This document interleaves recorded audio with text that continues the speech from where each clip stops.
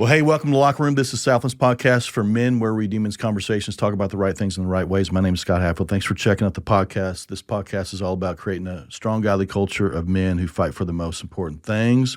And I get two new guests, and these are new guys that I've known just a little bit or getting to know, and they both have the same first name. So this is going to be a good one.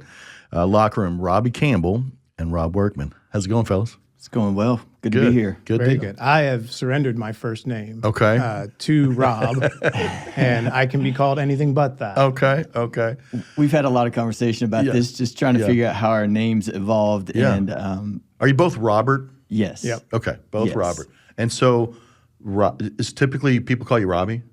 Most people call you Robbie? We've had to figure this out. Okay, all right. And it was Robbie as a kid. Okay, yeah. And then sometime around getting my first job, it just became Rob. Okay, all right. And that stuck. Did you change it or did somebody? I did not. It just happened. It's more professional. Yeah, that's right. I got you. But I do find that people that have known me a long time, Still call you Robbie. they do. Yeah. Yeah. So I had originally put in here Rob, and then I kept hearing people say Robbie, so I'm like, all right. And then I heard you say that, I'm like, we're just going to figure it out. It'll be fine. Yeah. It'll be fine. Well, he and I are trying to figure it out too. Whenever, Scotty, when I heard Scotty when I was a kid, that's what, it's like, usually I was in trouble, so it's like Scott, there's nowhere else to go from Scott, so you guys got 3 or 4 different, anyway. Anybody ever call you Bob too? Now I'm Never. planning to move to Bob when I turn 50. Is that right? Yeah. Okay. Bob, okay. Bob and Mary will be our names. I feel like I'm out on that. Okay. Yeah. Right on. Well, listen, you guys have been part of our church for a while, and again, 5 campuses. Tell us a little bit about your family, how long you've been married, how many kids you have, how long you've been at Southland, what you do around here, how you're involved, what you love about this place. Yeah, it's interesting. Bridget and I met in college, and we somehow picked up Southland. Uh-huh. I was at EKU. She was in Campbellsville, and we decided that the times that we were staying on campus, we would meet in Lexington and go to Southland. Okay. I have no idea how that happened. So are you from Lexington? No. No. Where are you from? Lebanon, Kentucky. Lebanon. Okay. Yeah. Yeah. I know where Lebanon is. So we just picked it out, and we loved it. Then we got our jobs, and we were out of town for a few years and found a job here in Lexington. Okay. Moved in 2007. We've been here ever since. Okay. Yeah, so Bridget and I married 26 years, 4 kids. 4 kids. Yeah. Eli's the oldest, 23. Okay. Aubrey, 22. Evelyn, 20. And Claire's 19. Okay. Yeah, and we've loved it. It's been home. It's the only thing we know. Yeah. We do visit the Danville campus from time to time, probably once every 2 months. Yeah. And work takes me down there from time to time, but that's it. But we've loved serving. When our kids were younger, we were in middle school ministry some. Yeah. Both on the prayer team right now, and done a little bit of work with you and Marriage. pre-marriage. Yeah. Marriage mentors. Yeah. I love having you guys on it. Yeah. This is year number 3 as an elder. Yeah. Very good. Very good, buddy. It's awesome. Mr. Workman, how are you? Doing good. So my wife and I are high school sweethearts, even though I do not enjoy that term. We've been married 28 years, and we started coming to Southland kind of in a rough patch of life. Yeah. And so we've been here since about 2009, 2010. Gotcha. Very cool. Have 4 kids together, or both 3 have 4 kids together, sorry. Yeah. Drew, who is in his 4th year at UK. Gotcha. And then my daughter, Sarah, just started over at Asbury College. She's a freshman there. Gotcha. And then we've got our little straggler, Phoebe, who is a 7th grader at West Jessamine Middle School. Gotcha. But she's your soccer player? she plays a lot of soccer. Yeah. And when she's not doing that, she's very much like a grandma in a cozy chair with a cup of tea and a good book. Nice. Funny. Nice. That's good. We live down in Wilmore. Okay. Are you from Lexington originally? Well, I was born in New York. New York, okay. Lived in Pennsylvania for a bit, but moved at a young age to Wilmore. Okay. So, Gotcha. Boy, that's a culture shock. well, when you're 10, it's not that much. Yeah, sure. Sure. Gotcha. Tell me some areas where you guys are involved, serving. So a couple of groups we're in. I'm in a men's group. It's called the Little Thursday Morning Man Club over at Richmond Road. It was given that name by one of the guys' wives. That's funny. Which describes it very well. So we do that Thursday mornings. And then I'm illegitimately in a group that is Mercer County residents that attend the Nicholasville campus. So, Okay. living in Wilmore. I'm not a Mercer County resident, but a good buddy of mine, he and his wife lead that, and we found it a good place to sit on Wednesdays and recap the last week's sermon. Nice. And dive in again. And it takes about a sermon's length of time to get to their house, so we get to hear that sermon in 2 times. And just coming on as an elder? Yeah, this is all new to me. Yeah.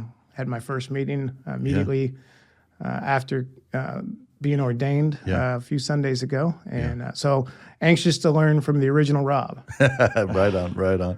Well, listen, we'll get to the series Watch Your Mouth, the second part. But before we do, I've been interested in these 3 questions, and I would love to hear your answers. But just 3 questions I'm asking every guest. The first one is, who's been a mentor in your life that you look back and you think, man, they just were at the right time. They shared something. They taught me something. They impressed something into me. What was that? What's it meant to you? Can I take 2? Yeah, you can. I feel like I need to. Yeah. Because the first was I call him my uncle. He really just had so much influence when I was a young kid. But we would go to this family that lived in Grayson County, Kentucky, and we would do Thanksgiving and Christmas there. And my brother and I and the cousins. He was the guy. He was college age at that time. He was so cool, man. He was a offensive lineman at Moorhead, a big dude. And, man, he was so kind. He was always nice. He was always nice to the kids, but he would take us hunting and fishing. Yeah. I'm like, this guy, man, he was nice, you know, and I just hadn't seen that.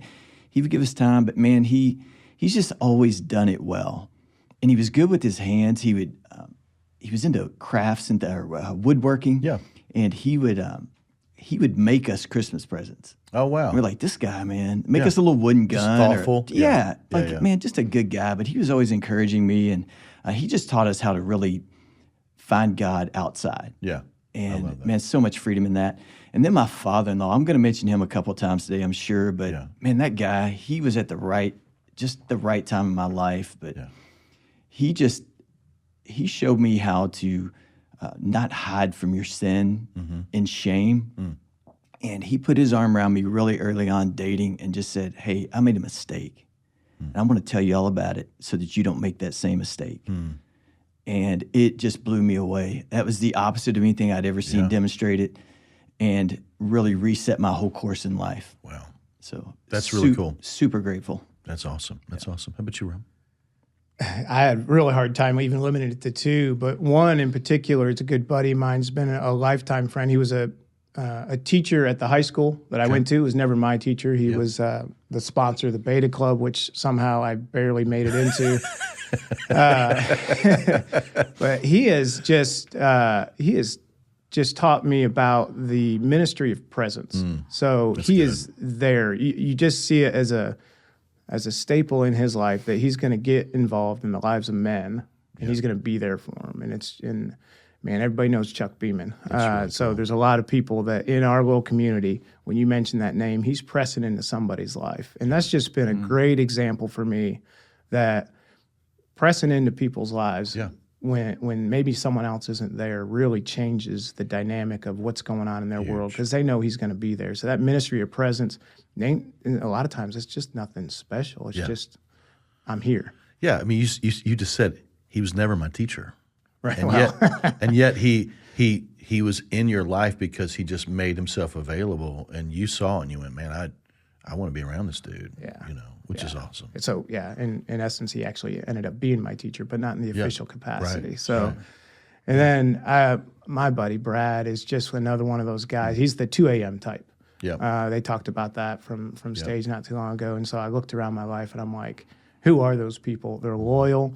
And even just recently having to hold something in, I wasn't allowed to tell my wife, and so something you're not supposed to talk about. I realized real quickly who I process stuff with. Yeah.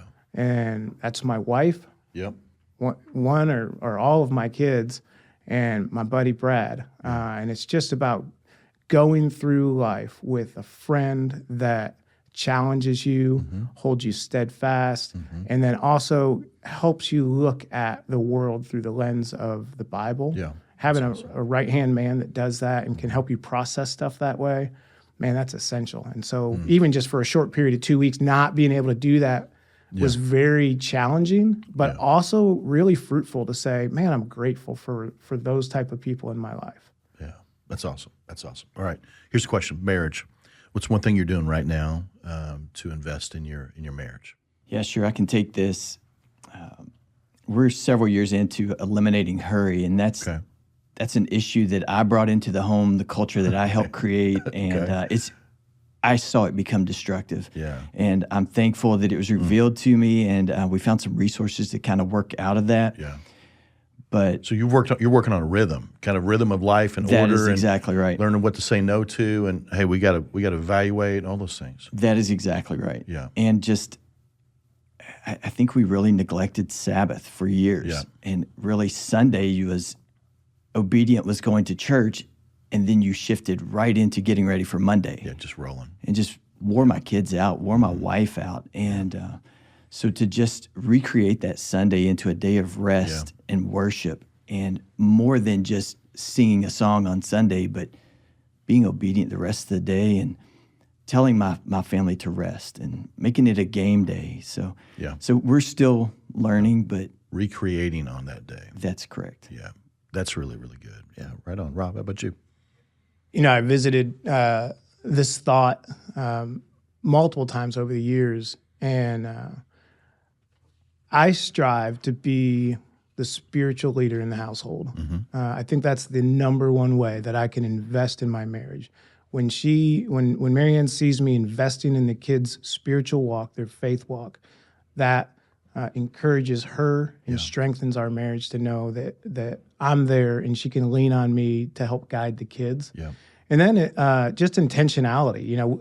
Our men's group has been going through Ephesians, and at the beginning of going through Ephesians, we started having a few challenges that we would take home about reaching out to your wife at some point during the day without it being something about logistics. Yeah, right. Just saying, hey, is there anything I could do for you today? Yeah. So the intentionality is something that I want to frequently revisit so that I don't lose sight that we're a team and there's more than just the logistics of the day. But it sounds like I need to be moving into the elimination of hurry. It's fun to bring up these things that everybody goes, okay, how's my life? How's my pace? And then how's my interaction with my spouse? Is it just about dealing with, hey, we got to go from A to B tonight. We got to divide and conquer. Who's doing this or that? But it's just going, hey, just want to let you know I love you. I care about you. Is there anything that you need? How can I pray for you? There's so many simple, specific ways that people feel valued just by creating a little bit of margin to do so. And I love both of those things. I think they're great. Here's a question about your kids. You both have a lot of kids. So you have 3 and you have 4. I have 3. What's something that you're doing right now? Could be something that feels small, or it could be something that's really deliberate that is really challenging you as a dad to invest in your kids. What's something that you're doing? A long time ago, someone said, if you could take anyone to lunch, living, So true. who would you take to lunch? And their hero, Michael Jordan, whoever it may be, Right. a long list of people. Right. And there's an age for your kids where that's like dad. Like, especially if you have multiple kids. It's like, I want one-on-one time. So one of the staples that I've had in my life as a non-planner and someone who doesn't like to do things necessarily always in a pattern has been taking, I've taken my kids individually to breakfast before school 1 day a week. So good. And So 1 day a week, one of your kids gets lunch or gets breakfast from you. And now you got some in college, so maybe it's a lot easier now. Sure. Basically, on Wednesdays, Phoebe and I go grab a coffee before she goes to FCA, and we read a chapter of the Bible. So it all started with Proverbs. There's 31 chapters. Yeah. Most months, 31 days. So we just would sit down and say, well, today's February 15th. Let's read chapter 15. Oh, we already read that. Let's go forward one, backwards one. Yeah. And so I can go back through my Bible and I write down the date and the name and anybody or kid that came with us. Yeah. And that has been just such a rewarding way that they get individual time with dad, and we're in the Word and talking about, hey, what's going on in life, and just being able to process stuff. Yeah. So, boy, that's so simple, but that is so rich, so good. That's awesome. How about you, Robbie? Yeah, I picked up something from Peter Son here. He and his dad were doing accountability. Okay. And it came up in conversation, and I don't know why that surprised me. Yeah. And That he does accountability with his dad? Yeah. Yeah, yeah. And also why I'm not. Yeah, yeah. You know? And so I reached out to my son, Eli, and I said, hey, would you like to start this? And he's like, Yeah. I guess. And I found it kind of hard to get going. But just as Rob said, if I include lunch or breakfast, man, that guy can talk. Feed him. Like, he's ready. Yeah. Yeah. So How old's Eli?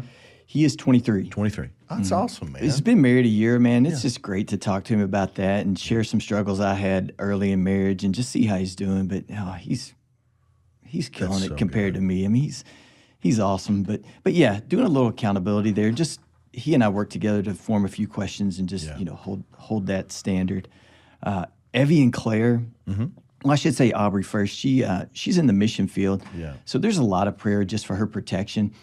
And we have to do everything by email because she's 12 hours different in time zone. But she loves it when I just tell her what I'm praying about. And I'll just... just saying, I'm praying for you. Hey, here's something specific I'm praying about. Exactly. Yeah. Exactly. And the other thing she connects well on, and she and Evie are the same in this, is a song. Okay. I say, hey, I heard this song and this is what it meant to me. Yeah. Or check out this song that Southland just produced. Yeah. Like, our people made this song. Check it out. Yeah, yeah. And they love it. Yeah. And they thrive on that. Yeah. And then Claire's my youngest, and she thinks the most like me. So it's really easy to connect. Yeah. And I just have to just reinforce her value and purpose. Yeah. That's really good. And she thrives in that. So that's really good. All right. So we're on the back half of a 2-part series called Watch Your Mouth. Last week was called Out of the Overflow. Jesus tells us that everything that comes out of our mouths, it starts in our hearts. And so we looked at James chapter 3, super convicting.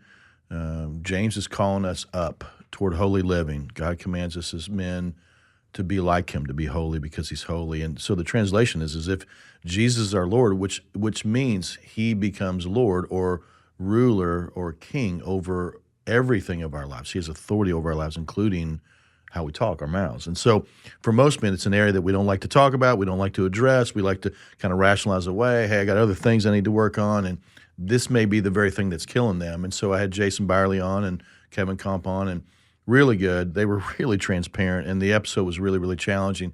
Honestly, one of the most convicting podcasts I've gotten to do, and it's just an area that I need to work on too. But we looked at 6 really good areas as it relates to how we tame our tongues and how we begin to move our hearts in the right direction, and how God can challenge us out of that into the right places. And so, as you know, you both have been, I don't know if either of you have been on before, but not with me, but when I reached out to you and said, hey, love for you to come on Locker Room, here's the topic, what came to mind for you both? Oh, 100% inadequacy. It's like, please God, let him find somebody else. That was my first thought. But I mean, I thought, I've made so much progress in this area, but there is so far to go. Yeah, absolutely. So just inadequacy. Absolutely. Rob, how about you? Man, I hope there's 2 guests, and I hope the other one's brilliant, and you crushed it. When you said it to watch your mouth, I was like, okay, well, why? And then I thought, why me? Yeah, well, yeah. I was like, like, is this like an intervention maybe? Yeah, but that's right. And then I realized, I think I do a pretty good job of not, saying too many things inappropriate. Sure. And but then I realized it was the second part about, I kind of speak life, and I was like, oh, yeah, because I'm a loaded deck of banter and sarcasm. Sure. And I can tell you're quick. I'm guessing I'm getting to know you. I'm like, we have a lot in common. We could get ourselves in trouble. We could burn a few things down pretty quickly. Hey, and your wife, it's funny. Will you tell that story? Because you were going, hey, I need to check my schedule, make sure I'm okay. You reach out to your wife. And so I love your wife since you. She said something about you're not gonna have a lot to say, which she knows me. I usually have a lot to say, not necessarily anything good, but I can feel some words. But I tell you, in the course of thinking about it, I thought, am I being intentional with speaking life? And of course, that little we use Christian workout radio a lot in the barn where we train soccer, and that Toby Mac song "Speak Life" always comes on. That's good. Which I can't remember any of the words, but "Speak Life" and is one of them, or 2 of them. And I thought, do I do this? Yeah. So here's a story I want to get from you, a funny story where your mouth got you in trouble, and it doesn't have to be recent. It doesn't have to be super indicting. It could be when you're a kid or when you're sitting in class or whatever. Can you think, was there one that came to mind? I'm sure there were probably more than one. Scott, I mean, that's hard because I'm thinking, man, there's not very many funny ones. Like, Yeah. Most of them have a lot of fire on them. Is oh what my you mean? goodness. Yeah. And I was even thinking, like, the first thing that came to mind was, goodness, I've had to apologize twice to my whole family since Christmas. Yeah. About silly things I said without thinking, and I'm like, man, there's not a lot of humor. But I do have two. I'll tell one. Okay. And so my mom, I love her. Yeah. I mean, she's fantastic. And when our kids were young, she was very involved. And she picked up our two young ones. They were toddlers in their little booster seats. She's driving them around town. And she loves to point out just interesting things. Sure. And so she's telling this story, and she sees something out the window, and she's like, yeah, isn't that crazy? And Aubrey, my oldest daughter, so literal, teacher's pet, the whole works. Mm-hmm. She's like, no, Grandma, Mom and Dad said you are crazy. Oh. And so she promptly calls me. She's like, hey, we need to talk. Oh, but kids are so honest. Oh, man, so honest. And she laughed, and she said, hey, just a heads up, be careful what you say around your kids. And I'm like, yeah. Yeah. Sorry, Mom. Sorry, Mom. Yeah, love you, Mom. You're the best. That's right. Oh, how about you, Rob? Oh, there's so many. How many am I willing to say? Yeah. The one I thought of, so we were in Indonesia. Craig Avery has led a number of trips over there. Do mission work, yeah, okay. Yeah, some micro business enterprise development stuff. And so our contact over there had heard that I was coming back again for a second time. He's like, hey, can we get him to teach the wives how to make pizza? Because he knew I was in the pizza business. Yeah, okay. And so I was like, they're not going to have the stuff necessary from ingredients. But I was able to coordinate, Sure. into my tiny little luggage, because Craig would never let us check luggage. We'd always have to take it with us. Yeah, you don't get stuck. Good move on his part, but it makes it hard to pack. Yeah. So I got plenty of stuff to take over there. And so this is like the mayor's wife and the Bupati's wife and Dodik's, our main contact. Yeah. So I walk into this city hall, big room where there's probably 20 ladies sitting there waiting to learn to make pizza. Yeah. From me. Yeah. And Gordon Ramsay over here. and in the middle of the room are the supplies that they'd put together for me. Okay. And what they had for the 14-inch pizza, a couple of them that I was going to make to cook, was a microwave about the size of my laptop. Okay. And I was like, this is not going to work. It's by the slice. Yeah. So fortunately for me, even though I committed, we were able to, one of the students that I had that time ended up being a baker. So he's on the other side of Malablo. So as soon as I figure out how to edit a Wikipedia page, I might put myself and a few of my buddies that were with me in as having delivered the first pizza in Malablo, Indonesia. So nice. We ran across town with this raw pizza in this little car, put it in their oven, and ran it back. But yeah, a lot of times I sometimes commit to things without being fully prepared or thinking through all the details. So... and another one real quick, during the pandemic, when the schools were really hurting for people, my buddy at the middle school is the principal over there, and I was like, man, if they let me, I'd jump in and help substitute, but you got to have an education to do that, and they're not going to let me do that because I'm uneducated. Yeah. And at the beginning of this last summer, he stops me and he says, hey, they changed the law, get in here. So I've substituted 8 times this last semester. Oh, wow. And realized how fully inadequate I am at doing something like that. At the middle school? At the middle school, and a few times cool. at the Wilmore Elementary. And it's been a blast. But those teachers, I really have a greater appreciation for what they do. Every day, all day long. Yeah, absolutely. Well, today's episode is called Speak Life. And for me, as I was kind of preparing for this, as soon as I hear the two words "speak life," I think of two things. I think about the creation account in the book of Genesis, where God speaks everything that we see and we're still discovering into existence by His words. And then the second part of it is just Jesus, and He was described as the Word that became flesh. And so, as you think about the creation account in Genesis 1, it says that God spoke and it came to be, which means the Father, Son, and Holy Spirit were there. They didn't swing by Lowe's and Home Depot to get some tools. They didn't command the angels to to become contractors to build everything that we now know and see, God never even uses his hands. He just uses his mouth out of nothing, no tools, no materials, nothing. And the Latin word there is the word ex nihilo, which means God spoke something out of nothing. Just like you, Rob, you were talking about helping them learn how to make these pizzas. You have all these ingredients in order to do so, and ex nihilo means that out of nothing, no ingredients, God spoke. The power of his words, when he spoke, it came to be. And so that's what's beautiful and powerful about that as it relates to speaking life. And then the second part of this is that God would come so close to us that it says that the Word became flesh. And so John 1:14, it says the Word became flesh and made his dwelling among us. I love what the Message version says. He came to live in our neighborhood. It says we have seen his glory, the glory of the one and only Son who came from the Father, full of grace and full of truth. And so Jesus is the visible picture of an invisible God, Colossians 1:15, and he came, and he came as the Messiah, and he came, as the Bible says, full of grace and truth. And so there's so much packed in there. Immediately when Jesus' ministry begins, he's only talking about the kingdom of God. He taught with authority. People knew that he was different. He had conversations with Nicodemus, and that now get us the words in John 3:16, for God so loved the world that he gave his one and only Son, that whoever believes in him shall not perish but have eternal life. That came from a conversation. To circle even back before that, Jesus invites 12 ordinary, unschooled guys to come follow him and be his disciples. And then again, the word's full of grace and truth. You see this about Jesus when he's young. You see it when he's 12, when he's sitting in the temple.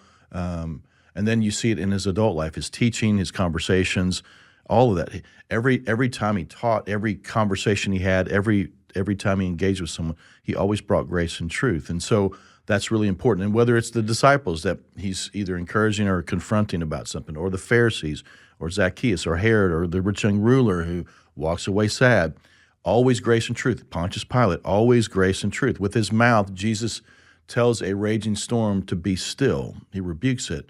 And it's as calm and as flat as this table, He looks at a naked, tortured man in the book of Luke and says, I need you to leave, demons, and they do. And in the Gospels, he has a really close friend named Lazarus, and he's been dead 4 days, like dead 4 days. And Jesus comes back. He's moved by their grief. He grieves himself, and he says, Lazarus, come out. And had he not called Lazarus by name, all the tombs in earshot of Jesus' words would have come out that day. And so there's power in his words. He is the Logos. He's a living Logos. Jesus responds to a woman who he'd never met, and he's walking in this crowd. He's actually going to heal Jairus' daughter, who's 12, and there's a woman that reaches out. All she just believes, if I can just reach out and get a hold of his robe, I'll be healed. And she does. And Jesus feels her faith, turns and says, who touched me? And of course the disciples are like, everybody's touching you, man. Boss, everybody's around you, And then Jesus looks at her, and she feels like maybe she's done something wrong. She falls on her knees. She pleads with him out of gratitude. And it's what he says. He calls her daughter. He says, daughter, and then he says, your faith has healed you. Go in peace. And so there's so much significance with kind of those two areas, the creation account and Jesus becoming flesh. You guys, what comes to mind as we're kind of talking about all those things? What jumps out at you, whether it's one side or the other, or just talk about both? It's totally fine.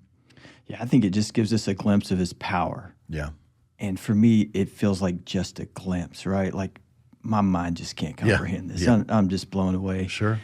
And it's just enough that I can accept that I can't fully comprehend. Yeah. And then the other thing is just that he's in control. Yeah, that's right. Yeah, telling a storm or telling demons to roll, or a woman just, it's like she had a menstrual cycle for 12 years. Okay, we have no idea, and reserve your mouth, and there's no jokes here, but I can't imagine, and this woman touches Jesus, and Jesus says, hey, your faith has healed you. Go in peace. It's powerful. Anything from you, Rob? Yeah. Excuse me. It made me think, we are made in his image. Yeah. And, of course, his words are powerful. Yeah. That also means our words are powerful and how we speak life into other people. Yeah. And then the Huge. second part is we have his living word and it's available to us. And so if we say his word is powerful and we have access to it and we need that to be internalized into our hearts, our mind, and our soul, I ought to be in that word. Yeah. Because what I'm putting into me is what's coming out of me. Yeah. And so if going through all of those things, if we submit and surrender our hearts and minds to his word, hopefully that's what's flowing out us on a regular basis. Yeah. Yeah, this is not about checking a box every day religiously. This is about getting the word of God in you and allowing it to drive who you are and build your character and strengthen your relationship and your resolve to be on mission, to love people well. We become like the people we put ourselves around. And so when we put ourselves in close proximity to the word of God, we're becoming like Jesus because we're spending time with him. So super important. Hey, before we get in, some really intentional ways that we use our words to glorify God. We can speak life with them. We can build things with them. I want to show you a verse, just in case there's still people there listening going, I mean, our words, do they matter? I mean, I think they do. But I didn't bring this one up in last week's podcast. I saved it for today. But this is what Jesus says. It's Matthew 12, 36 and 37. Jesus says, I tell you this, you must give an account on Judgment Day for every idle word you speak. The words you say will either acquit you or condemn you. That's a strong passage, man. It's saying, hey, listen, every idle word, when we're not even paying attention, when off color or out of the moment, not ever thinking, we'll put all of that on a scale and we'll weigh those. God will weigh those things. And so we will have to give an account for that. As you hear that, what comes to mind for you? How does that feel? Yeah, I can take this one first because I think anyone listening that knows me knows I love to cut up and be silly. Yeah, right. And, there were seasons in life where that was a little more dominant. Sure. And I think as I enter, my 50s and a little different perspective, I think I just care more about how people feel about life than how they feel about me. Yeah, that's good. And so I'm willing to take a little more risk and have a more serious conversation now, where before I would worry, are they going to like me? Yeah, absolutely. Yeah. That's good. That's really, really good. How about you, Rob? For me, years and years ago, I had to go and visit with a psychotherapist for counseling. And, we're not going to give you a label because we don't want you to have to live into that label. Sure. But we got to put something on here for insurance. And so they put impulse disorder. Gotcha. That's true. So as I've learned to cope with that, that comes to words and moments. And you mentioned quick. I have had to train myself to don't shoot those bullets. Don't shoot them. Don't shoot them. Respond. That's right. Don't react. That's right. Just because you think something might be funny or worth a comment, your words matter, and you are held to account. Yeah. And when I stand there, I want the amount of words that I've said to encourage someone else, to build someone else up, to be the ones that are noticed. And I also thought of how we speak to ourselves. Big time. I had a buddy that back when I used to play golf, he would hit a shot and then he would give himself a number on things that he said. And I finally, and he's much older than me, much wiser, but I finally said, man, if you golfed with another person that was saying those things to you, you'd never golf with them again. You wouldn't hang out with them ever. Right. Isn't that funny? Yeah. So I think the words we even speak into our own lives I think so too. Carry a lot of weight as we are the hands and feet of Jesus, that we need to be living into that just as much. Yeah, I don't think we realize how much we talk to ourselves, and whether we hold on to shame or we chime in with the enemy who's bringing accusation or condemnation or anything like that. Sometimes we'll do that, and it's like we got to be really careful about how we use our words. And I love that, Rob, including with ourselves. And I love too what you said, Rob, just about it's less about me being interesting. It's more about me being interested in others and wanting to make an impact with my words. That's what really matters. And so if we've been rescued by Jesus, his grace covers us, and we need to bring everything under his lordship, including our mouths. And so we should heed Jesus' warning because our words reflect a heart that's been transformed by God. Our tongues are mighty and they're small. And our words can be few, but they can be powerful. And King David said this in Proverbs 18:21. It said, the tongue has the power of life and death, and those who love it will eat its fruit. And I love the Message version. It says, words kill, words give life. They're either poison or fruit. You choose. And so what he's saying is our words can build or destroy. Our words can nurture our marriages, or they can totally kick the legs out from underneath it. Or our words can bring blessing to the people that we care about, or man, they can tear people completely down. They can inflict deep-seated wounds that people carry for decades. Or through our words, we can begin to usher in like healing and hope to people, like medicine. It's crazy how God even uses our words for that. And so we can speak identity into people. We can speak insecurity into people.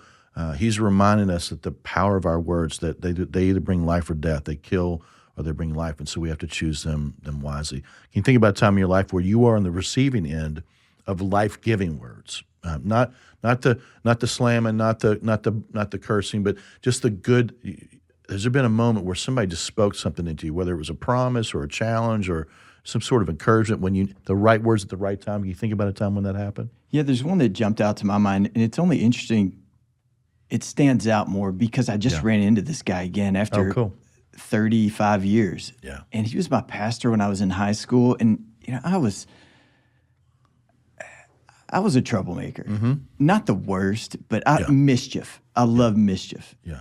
And for whatever reason, I was always around and in and out of the church. And he sat me down one day, and he just put vision on me. And he just said, hey, Rob, He told you a better story about your life. He did. Yeah. He did. He said, I see this future for you. Yeah. Just loving other people and serving well and I thought, this guy's crazy. Yeah. Yeah. And I can't see it. Yeah, and I didn't want to see it. Yeah. But I couldn't unsee it after that, and he stuck that in my mind, and it's crystal clear to this day, that conversation. And I had dinner with him recently, and I said, man, thank you for that. That's powerful. Good. That's really, really good. How about you, Robbie? Yeah, I can think of two things. One, to be on the receiving end of forgiveness. Yeah. Specifically having my wife look me in the eyes and say, I forgive you. Yeah. And then understanding the magnitude of that grace and that mercy. Yeah. And then just a year later, being able to stand on a sidewalk in Ohio and to look my dad in his eyes, who we did not have the best relationship. About a year before he died, I was able to look him in the eyes and say, I forgive you. Yeah. And, dude, that's powerful, man. Oh, it changes everything. Yeah. And it's just freeing. And then recently, I had a friend call me on the phone, and he read scripture to me. He went to Ephesians 3, somewhere like 16, 17, and for 45 minutes, unfortunately, Phoebe was sitting upstairs all ready to go sledding, so bundled up. And it turned into a 45-minute conversation, so I had to go apologize to that. But he changed the word you to my name. Yeah. It was powerful. And then read the scriptures to you? Yeah, as an example. Yeah. I pray that from his glorious, unlimited resources, he will empower Scott with inner strength through his spirit. Yeah. Then Christ will make Scott's home in your heart. Christ will make his home in your hearts. Yeah. Just as Scott trusts in him. And he was way better at doing that than I was. Yeah, yeah. But I'm sitting in my basement about to go sledding in the dark because we have no electricity. and my boy's reading this to me over the phone, and I'm just crying. Yeah. And that's powerful. Yeah, man. And so to be on the receiving end of that. Way to give life to somebody. Oh, man. It was incredible. I love that, man. That's so cool. That's so cool. So here's the question. How do we leverage our words? How do we speak life? And so we're gonna look at 4 areas. That's what we're going to do. We're going to zero in on 4. Jump in anytime, you guys, about any of this as we're talking, because I think, again, we can make a huge list, but I think this can kind of bring it all into some really simple, this is what we should be about as men. All right. So number 1 is this: bring grace and truth into every conversation. In every one. You see it through the Gospels. In Jesus' life, he's constantly having grace and truth conversations with everybody that he locks eyes with. John 8, Jesus was teaching with the Pharisees, and they bring in this woman that's caught in the act of adultery, and they try to trap Jesus. They try to pit him against Moses. Jesus is talking about love, and all of a sudden, but Moses says, "Hey, there's justice here, and this justice is anybody who's stoned should be, or anybody who's committing adultery should be stoned. What do you say?" And they just keep trying to put pressure on. They're trying to discredit him, destroy his credibility. And so then Jesus finally goes, "Hey, here's the deal. Any of you who's without sin, be the first to cast the first stone." And then he stoops down on the ground and starts writing in the dirt. And no one knows what he's written in the dirt. Everybody speculates as to what sins or their sins or whatever. Who knows? But what happens when he says that? It says the older men heard his words, were convicted, and they dropped their rocks and they began to walk away one at a time until the younger guys. And then it says he stands up, and Jesus looks at this woman in John 8, and this is a powerful passage. He says, "Hey, where are they? Has no one condemned you?" And she says, "No one, sir." Then Jesus said, "Neither do I condemn you." That's grace. And then he's not done. Then he says, "Hey, and go and leave your life of sin." Truth. Grace and truth is found in his teaching, in his conversations, in his interactions. And it's so critical for us. We have to have grace and truth. And Paul echoes this in Ephesians 4:15. It says, "Instead, speaking the truth in love, we will grow to become in every respect the mature body of him who is the head, that is Jesus." If we're going to become more like Jesus, then we have to carry grace and truth into our conversations. Here's the question. And it's not just it's our wives, it's our kids, it's our friendships, it's people at church, it's people that we're going to go and eat lunch today and we're going to lock eyes with, bringing grace and truth into all of those conversations. People that upset us, people that don't agree with where we land on whatever topic. Why is this a challenge? Why is this hard for men? Grace and truth. For me, it's all about doing both. Yeah. And that's where it's just incredibly difficult. Yeah. I can tell you the truth. Yeah. But I don't know how to do it easily in a way that you'll know that I love you. Always doing it lovingly. Yeah. Yes. Yeah. Or I can just be your best friend. Yeah. And just avoid the hot topic. Yeah. Yeah. Yeah. We can, if we're not careful, we can lean toward grace or lean toward truth. And if we don't have both, how do we harm people when we do that? How do we harm them? Well, we mislead them. Yeah. Yeah. We're not being truthful with them. Yeah. Yeah. And we're reinforcing whatever they're believing that's a lie. Yeah. Yeah. Yeah, we're not helping them. Yeah, right. Why is this a challenge for you? You're from the north, so I'm guessing truth is, and honestly, probably the three of us for the most part, I'm pretty heavy on the truth side too. I have to be really careful, but yeah, one of the things I do with Phoebe, and that was a stereotype from the north. Sorry, that's buddy. fine. One of the things I do with Phoebe is we go over just a number of different quotes from time to time. And so she remembers them way better than I do. But Mark Twain had said, truth must be served like a warm coat. That's good. Instead of a cold towel to the face. Yeah, that's good. And I know there was a time in my life when I was living in sin. I was running from the Lord. Yeah. And I needed to talk to someone, but I didn't want to talk to someone with religion and rules. Yeah. I wanted to talk to someone with love and compassion that was going to call me to task. Sure. But not with a cold towel to the face. Do it rightly. And so I've always reflected back on that season to say the truth matters. Yeah. And how we deliver that truth matters too. Yeah. Like we need to deliver to where people are at and reach them where they're at and then call them and draw them to a different place through love. And the truth will then set them free. Yeah. Are there some, when you're walking into a hard situation, and sometimes they just happen, like you don't have time to prepare, but whether it's time to prepare, you're going to go walk into a hard situation or it arises, are there some specific things that you kind of in your head go, hey, God loves this person and he's calling me to love this? I mean, are there some things that you kind of in your head kind of go mentally, I need to think through this before I speak. I want to carry this rightly. Are there some things that you guys specifically do? Oh my goodness. If it's a real issue and I know I have to bring some truth, I wrestle with it. Yeah. I mean, it's going to be days and it affects my sleep. Like I really want to make sure I get this right. Correct. And when I'm put on the spot, man, that's hard. Yeah. And the first thing is like internally just saying, calm down. Like, yes. Slow the train down. Because it's probably someone you disagree with, and like anger and emotion can really get involved in that. It's like, hey, just, how do I convey love? Yeah. Deep breath, man, it's hard. Yeah. Yeah. I put on listening ears.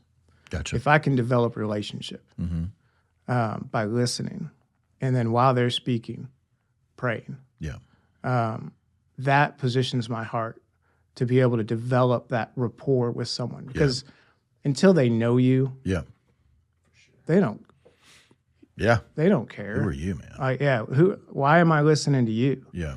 And so get understanding. Yeah. Trying to build a relationship, trying to learn more, asking good questions. Yeah. I'm trying to draw them too. Yeah. And so I'm not walking in with my big stick of judgment to say, here's where you're wrong. Yeah. Help me see. I want to listen. Help me see where you're at so I can understand, what led you to making some of these decisions. Sure. And I think when we do that, we disarm people. Yeah. Yeah. There's a movie called Tommy Boy, and Chris Farley's in it, and David Spade, and at some point he puts on a coat and he goes, "Hey, does this coat make me look fat?" And he goes, "No, your face does." So here's the deal. You can tell the truth, but man, you can do this way differently. And the reality is it true? Yeah. Do I need to say it? No. Are there ways that you can communicate truth in such a way where somebody can grasp it? That's super important. You can be ugly and right. So I think it's Andy Stanley says you can make a point or you can make a difference. And the reality is what we're trying to do is we're trying to allow grace and truth to help us make a difference in people's lives. And you were mentioning this, Rob. You were saying, man, when I was wrapped up in some sin, I wanted to talk to somebody. But man, there's a certain set of people that I didn't want to talk to. And it's those people that just they lean so hard toward truth that they can't even see. They've forgotten what grace looks like. And so we should be mindful of that as people come through our doors at church and as we run into people. Man, we don't have to carry a stick, man. We can, as you were talking about that Mark Twain quote, it's like, man, we can bring grace and truth and bring it in the right way, and really people can feel valued and cared about. And we shouldn't avoid it either, because if we avoid it, we're just, if there's something going on in somebody's life that we're concerned about, or we feel led to communicate or talk with them and bring this up, then we should do that, and we should do that rightly. Even though it's hard, we have to push past the awkward in order to do that. But when we bring grace and truth into the matter, it really changes our relationships, right? Anything else you want to say about that before we move on? A funny story came to my mind about that. And Rick Butler is a friend. Okay. He's been at this church a long time. And he started this line. He said, "This is what I put in my family. Yeah. If it's true, if it's funny, you can't be mad."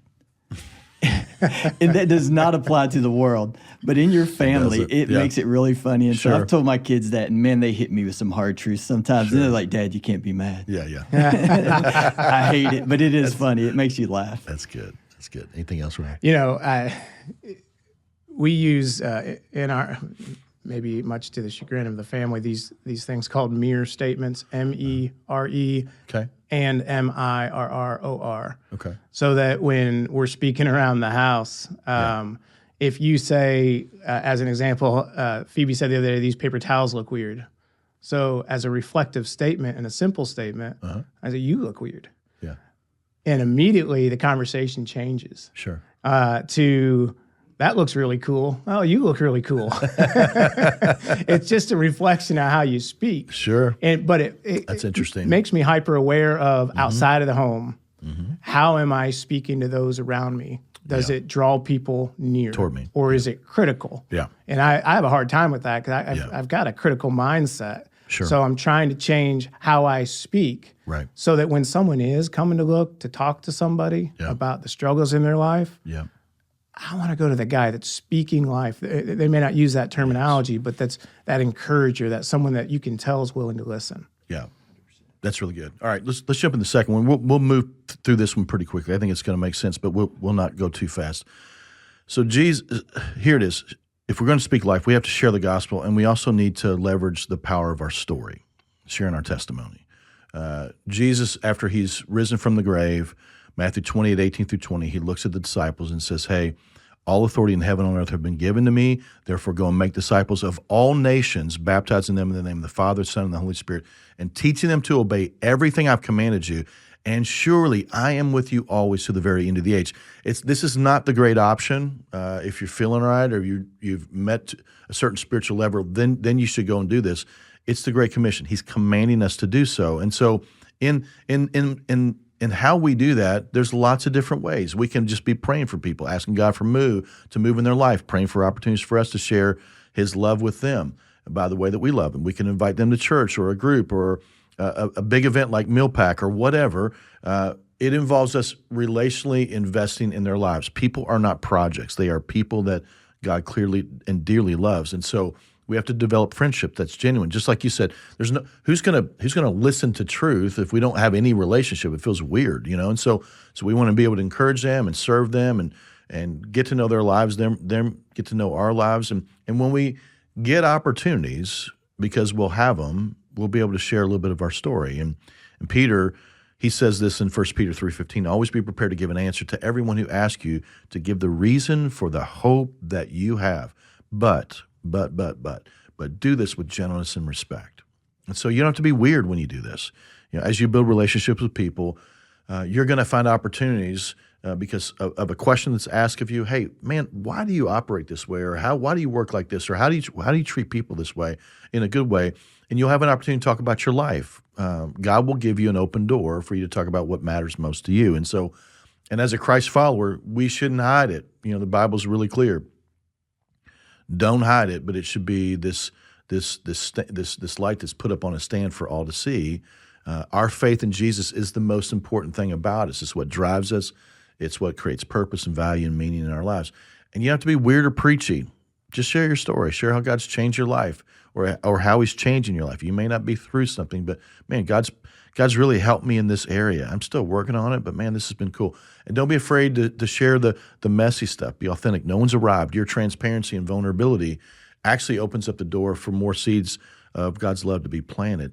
Be interested in other people's stories too. Man, sometimes, you said this earlier, sometimes it's a certain season in your life where it's like, I need you to know how important I am, and now it's important for you to know other people.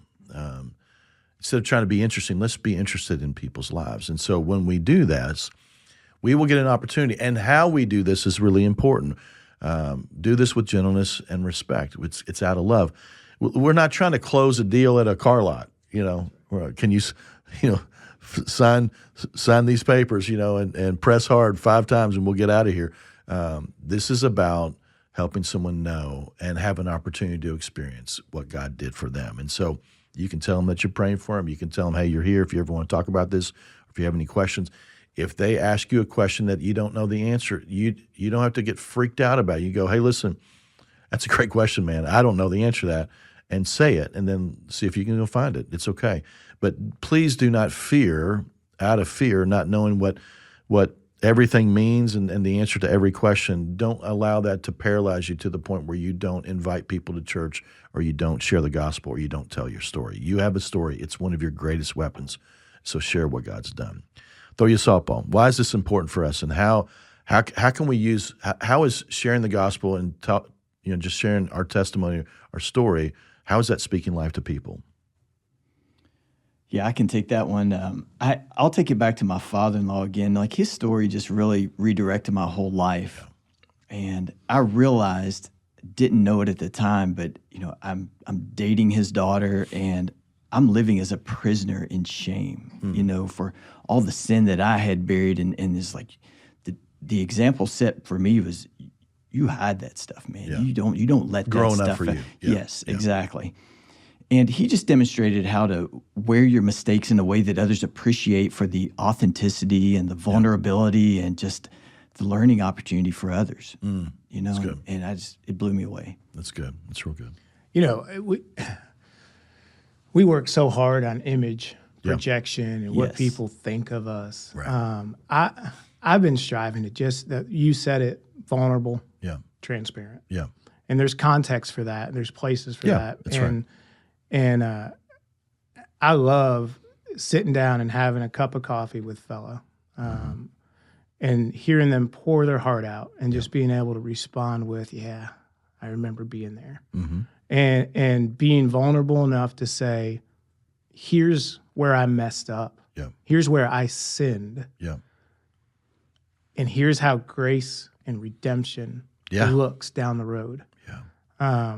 And so part of it is, you say it's a softball question. It's not always a softball. That's it's right. a tough exercise. When I got to sit and share my testimony with a group of men, I dread it. Yeah. And I love it. Yeah. It's so hard to go back to that place where you're admitting all of this sin, all of this fault, all of these mistakes, and realizing the ripple effects, the impact that sin has. Yet we get to then share the story of how we got to see God work in all that and those ripple effects and how they continue on. So it's not easy all the time, but as I've told my kids, sometimes when you go ahead and have that hard conversation, all the time when you go ahead and have that hard conversation, what comes out of it is life-giving. Yeah. It's just, it is. And you walk away and your shoulders aren't as tight and you just feel way better about, and your story can unlock the door to faith for people. I mean, and it doesn't matter what it is. It makes no difference as to what you've walked through. It's like, there's power in our stories. That's why I love our weekends, our weekend services. I mean, you know, there's John and Scott never get up and talk about how they've arrived. They're always working on stuff. You know, doing Fight Club, I'm not summited any mountain on any of these topics that we're talking about. I'm working on these things, and this was an area for me where I just went, I got to get in front of this, and so I need to reorientate my mind and heart around this, and if I need to, we probably need to. So that's how we even got here. But super important. Number 3, third area is, this is so simple, but this is so hard. Own it when you mess up. Just own it when you mess up, locker room. Live in a world that we blame shift somewhat. We create lame excuses. We become very defensive. When people blow it, they try to spin it. They try to produce really hollow apologies. We've all seen it. Maybe we've even experienced it. But what happens is it actually leaves the people that we care about hurt because of our poor decisions or our insensitive reactions or poorly thought out words. And so Proverbs 28:13 says, people who conceal their sins will not prosper. But if they confess and turn from them, they will receive mercy. Locker room, God's saying, don't try to conceal it, rationalize it away. Hope that the balls you dropped are just going to go unnoticed. When we blow it, there's always a price to pay. And when we do, it hurts feelings, it disappoints people, it can break trust, it can impact our relationships. Nobody's perfect, and your wife and your daughters and your coworkers and your friends and your boss and the people that you're a boss over already know this about you. So instead of covering up, just own it. Hey, man, I'm so sorry. I was supposed to have this done. I was supposed to have this to you. That's totally on me. My fault. Please forgive me. You can repair the damage from your words and actions by simply moving toward it quickly and just being honest and owning it. So in all of that, anything that jumps out to you guys as we're talking about this, how critical that is? I think one of the maturing moments for me in my words, and this happened at work one time, was not only owning what you say, but owning what people hear. Yeah. And so as I get better at it, and man, I've got so far to go. And unpack that a little bit, just so that way our listeners understand. Just that you're not only responsible for the words that you say, but for the way people are going to hear it. Yeah. Gotcha. And so sometimes they hear it way differently than what you meant. Yeah. And I have to take responsibility for that sometimes. Like, I didn't think that through very well before I said it. Yeah. And here was my intention, but I can own it and say, I'm sorry. Yeah. This is what I meant. It was totally not what I meant at all, man. I'm so sorry for it. Exactly. It's really easy. I mean, it's not easy until you get used to doing it, and then it becomes easy. More immature me would say, that's on you. Yeah. You heard that wrong. Yeah. But I can own some of that now. Be married for 5 minutes. Yes. Babe, I did not mean that at all. No, that's not what I meant. I mean, that's just the reality. But it's funny though. We think that we're being clear, and man, there's another person on the other side of those words that have to digest and discern what it is that we're saying. So true. So, yeah. What else? Yeah, we all have spheres of influence, and particularly as men, prideful men, strong men. That's a lot of that becomes outward, but strength, inner strength, inner strength of character, having the ability in your circle of influence to actually be vulnerable and admit to and own your mistake. That's hard. Yeah, that's hard. Yeah. But I think it's important, particularly as leaders, as men, to be able to break down those walls and be able to take that first step to say, I screwed up. Yeah. That's mine. I own it, and I'm sorry. I think owning it is a culture builder. If I will take the lead in my home, in my marriage, and when I blow it, or if I didn't catch it and then my wife calls me to it, and then I have an opportunity to respond rightly and own it, it's a culture changer. If I never apologize, don't sit back and wonder why other people in your life that are close to you don't do it either, because they don't trust you. They're the only ones that are ever wrong. And so if I want my kids to own it, then that means in my interactions with them, I need to be able to go, hey, I was heavy-handed here. My words, I'm so sorry. I took this out on you. I did this wrongly. Please forgive me. Dad's going to work on this. Changes everything. And when I'm on the when someone comes to me and apologizes for something, I don't ever think less of them. And there are times where I didn't even know that they had done it, but there are plenty of times when I did, and I don't go, let me smear you in it. No, I think the world of people that are willing to be honest and transparent. And so somehow, locker room, get into a place where we get comfortable in our own skin to go, hey, we're not going to crush it every time. And there are going to be moments where when we don't, let's not just kind of hope that it blows over. Let's just call it what it is, because the reality is our words and decisions have big consequences and ramifications. Anything else, you guys, in this area? Okay. We did an episode called Own It. It was March 10th, 2023. It was a whole episode was on Own It. So if you want to do a deep dive on there, that's totally fine. Here's the last one. It's called Expressing Gratitude, Appreciation, and Encouragement. You want to speak life, have a heart full of gratitude, let people around you know how much they mean to you, and encourage people. I'll read these verses. Tell me which one of these that really kind of speaks to you. Colossians 3:15, it says, let the peace that comes from Christ rule in your heart. For as members of one body, you are called to live in peace and to always be thankful.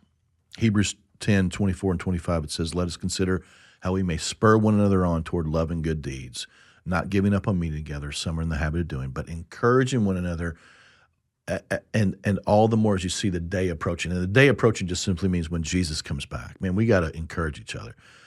Proverbs 12:14, wise words bring many benefits, and hard work brings rewards.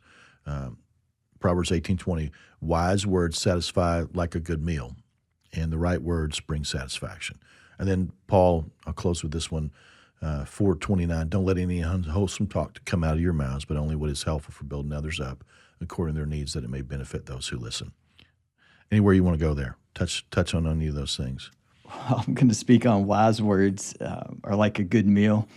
It sounds good, doesn't it? Did I steal yours, Rob? You stole it. Oh, that's so funny. Right out from under me. Because my wife is awesome, I'll tell you. And we've been able to center in on one time that I particularly messed things up in our home. Yeah.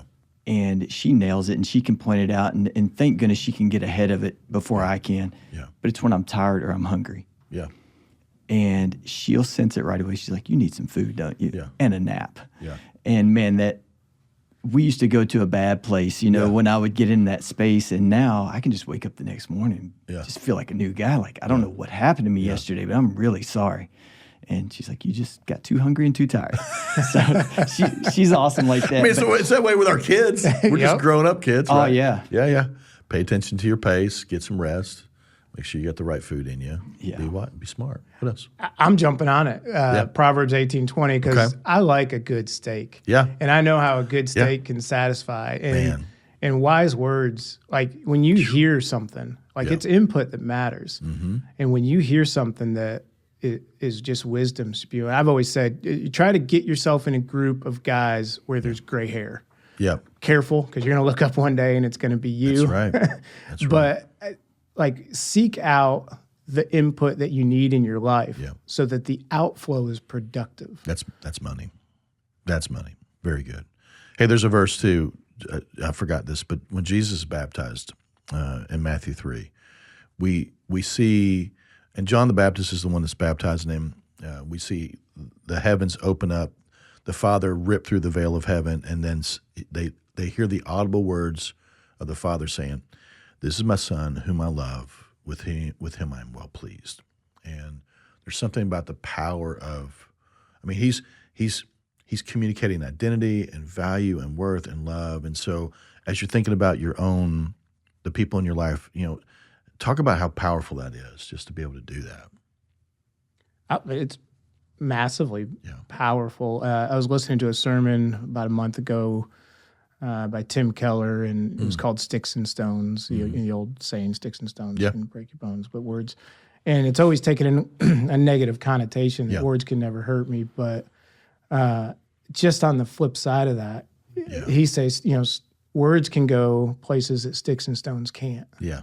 And that's in the negative connotation, one thing, but also when you're talking about speaking life into your sphere of influence, and you get the opportunity with some simple words to embed something in someone's mind or in their heart that they begin to believe, all because you took the time, the opportunity to encourage and to build them up with good words and equip them for what they have to face in this world.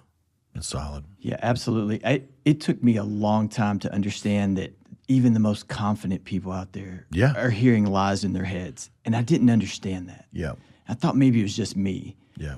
So words of encouragement, man, they open doors. And so if you ever want to speak truth to someone, if it's preceded by words of encouragement, and you just get an open door. Yeah. Yeah, absolutely. I've run into far too many men that never received life-giving words growing up from their mom, from their dad. I've heard guys say, and these are guys that are in their 20s, 30s, 40s, 50s, 60s, even 70s, guys saying, my dad never told me he loved me. My dad never told me he was proud of me, never encouraged me. Or they said something like, hey, I wish you were more like your brother or your sister, or you were a mistake, or you're never going to amount to anything. I mean, these things are so horrific, and they leave such wounds. I mean, as the proverb says, it says your words can bring life or death.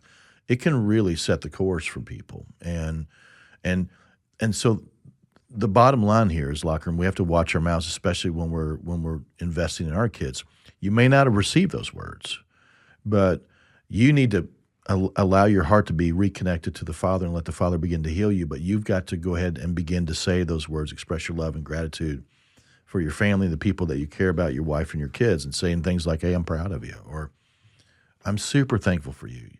I mean, there are times where my kids hear things that they're just drunk on. They don't even know. You know what I mean? Because I'm like, I would have paid $1,000 a year. My parents say this. I mean, it's just the reality.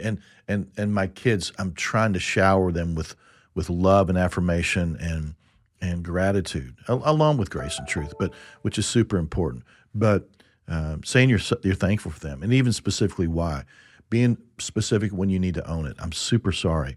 Telling them why you love them. Not just I love you. Man, I love this about you. I love you because of this. Man, this is what God's story in your life is so powerful. I love seeing how God uniquely made you. I'm telling them that you're here for them, that you're always going to be in their corner. There's nothing that you could ever do that would cause me to not love you. Or you matter to me, or you matter to God. Letting kids know that.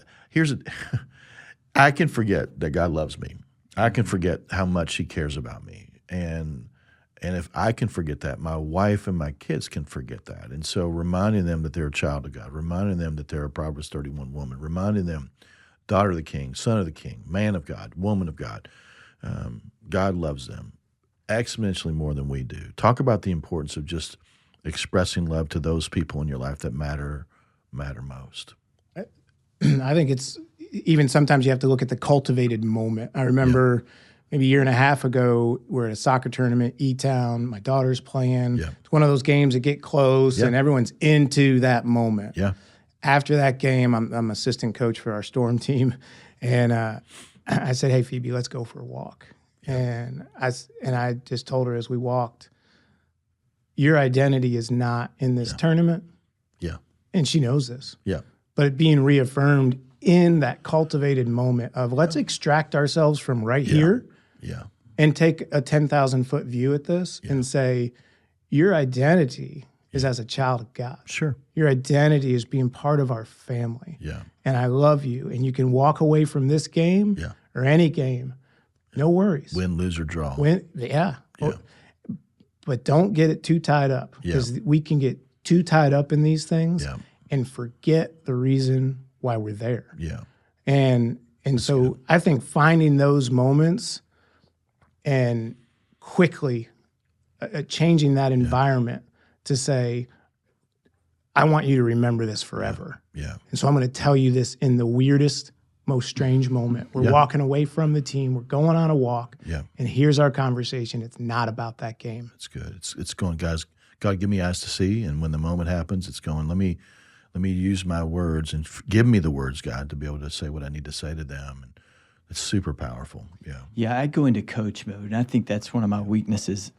And I forget to break out of that sometimes. Yeah. And I'm kind of micromanaging and maybe going for too much perfectionism. Sure. And driving is a perfect example of that. Teaching them to drive, I'm scared to death. It's just terrifying. Yes, and you want to point out the next thing, like, hey, when you change that lane, make sure you check your mirror first, and hit your blinker. And when I can pull back from that just for a minute and say, you're doing a great job. Yeah. And I just forget that. Yeah. And my buddy Chuck, he was always so good. He always had these little nuggets that he dropped on his kids. And I thought, I need to incorporate that. Because my weakness is I think they know. Yeah. But I don't say it. Yeah. And so he catches this kid going by and he's like, hey, man, I'm glad you're my kid. Yeah. And the next one he says, I'm glad I get to be your dad. Yeah. And I'm like, man, that's powerful. Mm-hmm. It's simple. Yeah. But I'm like, I need to incorporate that. And I do the same thing to my wife now. Yeah. I'm like, I'm glad you're my wife. Yeah. Proud to be your husband. Yeah. And I like you. Yeah. Yeah. It's really, really good. Simple things.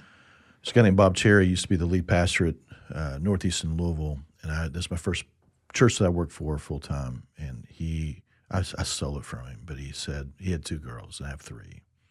But he would look at them when they were little, and even as they got older, he would say, hey, listen, if God lined up all the kids at all times from everywhere and said, hey, you get to pick.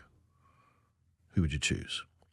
And he says, I choose you every time. And so I've been able to look at my girls and say that over. And it's like, so I even start out, I'm like, hey, listen, I just want you to know this. If God gave me the ability to choose from all the kids, they're like, we know. I'm like, wait, listen. And he said, you got 3. And he gave me all of them. They're like, you choose us. I'm like, yeah, I would. That's awesome. I would, So these are 4 really big areas that if we can apply some of this stuff, we can point our words in the right directions and be more intentional, it can really change. Bringing grace and truth into every conversation, sharing the gospel and our story when God opens the door, own it when we mess up, and then expressing gratitude, appreciation, and encouragement. Encouragement means to breathe courage into people, and so that's what we're looking to do. But hey, we're gonna wrap up. But before we close, anything else you want to close out, challenge guys, encourage guys from our locker room community? I think the only thing I would add, Scott, is just a little twist, and it's because of the experience I had last year, and we talked so much about words. Yeah. And I just want to talk about the gift of silence, that every once in a while, it's just the right thing to be quiet. Mm-hmm. And I got to walk with a friend through a really hard time, and there was just a moment where it's awkward. Yeah. when you can't think of what to say and you feel like you need to say something encouraging. Yeah. And in that moment of silence, we both just knew, like, it's so awful that there are no words for this. Mm-hmm. And I could tell that that was acceptable and appropriate. Yeah. And I had to learn that in my own heart, that probably anything I said would have been stupid. Yeah. So just sometimes silence is a gift. Yeah. Practicing the power of presence, which is what you were talking about earlier. Mm-hmm. Yeah, just sit there through the hardness. Yeah. Just difficult. I just want you to know physically I'm here. I'm sitting here. Yeah. I ain't got nothing I can solve this with. I'm just praying, and I love you, and I'm here. Yeah. That's good. I just want to example extracting from the moment. Yeah. Because my son is 21. He's a man. Yeah. And he'll listen to this. Yeah. And so, Drew, I love you. And I'm proud of you. Yeah. In case you have any doubt. Absolutely. Love you. That's great. That's awesome. Thanks for coming on, both of you. This has been fun to get to know you more and learn a little bit more about who you are. And it's awesome that God's got you guys in places where you're serving in our church in a really important season of life. And so as we wrap up, everybody, what's the challenge for you? What's God saying for you that you need to do? Where is he challenging you? What are these 4 areas that you're going, man, I need to work on this one? Or what's the Holy Spirit been saying to you? Whatever it is, man, take the step and trust him, because God knows, and he's going to meet us where we are, and he's going to do just a phenomenal work in and through us. And so, again, both Robs, thanks for being a part of this today. Grateful for you both. If this podcast has encouraged you, I'd love to hear from you. If you're wrestling with Christianity, trying to figure out your next step as a Christ follower, you're looking to be baptized, send us an email at lockerroom@southland.church. We'd be happy to help you in any way that we can, whatever that looks like. And if you want to help equip other men in the battle, look at this episode and give it away. Who needs to hear it? Some guys in your life that could really benefit from this. Share it with the people in your life that you care about. Thanks again for listening. We'll catch you next time on Locker Room.